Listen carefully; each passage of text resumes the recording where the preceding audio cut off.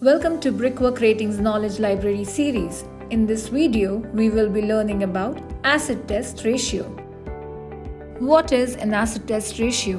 The asset test ratio, also called the quick ratio, indicates whether a firm's short-term assets would be sufficient to meet its short-term obligations. The quick ratio considers current assets only which can be converted to cash within 90 days or less. In comparison to current ratio, the quick ratio is more conservative as it excludes inventory which takes longer to get transformed into cash forms. Higher quick ratio denotes better liquidity of the company and the financial health of the company. However, a very high quick ratio could signify the company has a huge amount of idle cash and cash equivalents, which can be otherwise reinvested to improve the operations. The formula to calculate asset test ratio is,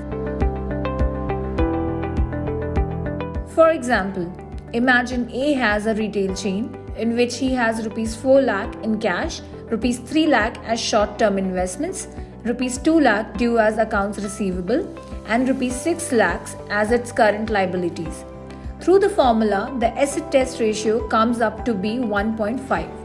This ratio tells us that A has enough liquid assets to pay its current liabilities.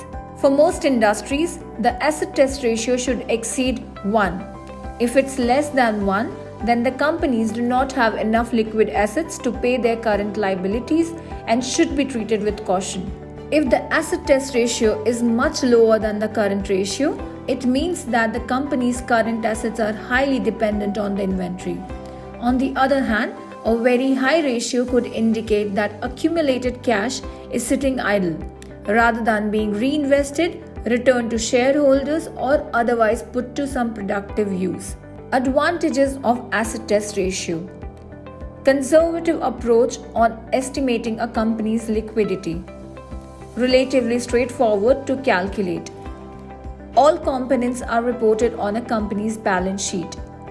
It can be used to compare companies across time periods or sectors. Disadvantages of asset test ratio: it does not consider future cash flow capabilities of the company. It does not consider long-term liabilities, some of which may be due as early as 12 months from now. It may overstate the true collectibility of accounts receivable.